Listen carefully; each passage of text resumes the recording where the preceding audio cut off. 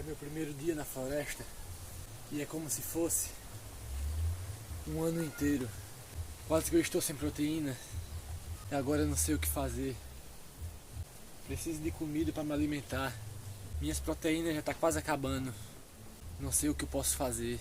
Aqui no meio desse mato pode ter muitos leão, onça ou então lobo-guará. Preciso comer alguma coisa. Pode ser até formigas. Formiga é uma ótima proteína.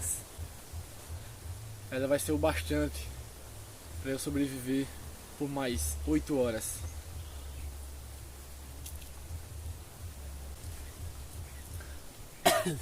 O sabor é horrível. Eu quis explorar mais essa selva para que eu possa achar alimentos para comer. Minhas proteínas já estão lá embaixo. Acho que aquela formiga não resolveu nada. Agora eu sei a vida de uma pessoa que fica o dia todo ou até vários dias na floresta. Isso é muito. Estou assim abaixado porque eu estou com muito medo. Vou tirar esse pau aqui, que ele pode me salvar de muitas coisas perigosas. Oh, nossa, que é isso? É uma fruta não identificada, então eu não posso comer, porque eu posso até morrer.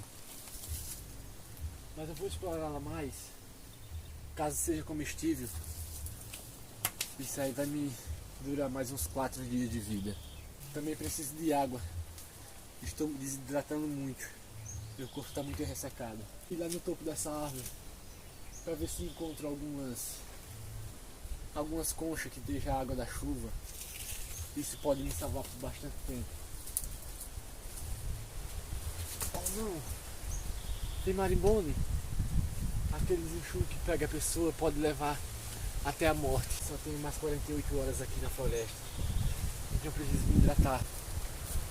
Achei um objeto aqui. Isso pode ser combustível. Mas também não sei. Isso pode levar à falência ou alguma coisa do tipo. Acho que eu tenho que fazer xixi aqui na sacola para poder tomar, porque eu tô com muita sede. Esse é o meu primeiro dia aqui. Ainda tem mais 48 horas para frente.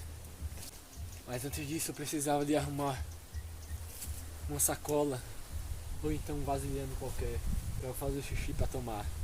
Isso vai me salvar por umas 12 horas mais ou menos. É muito sofrido.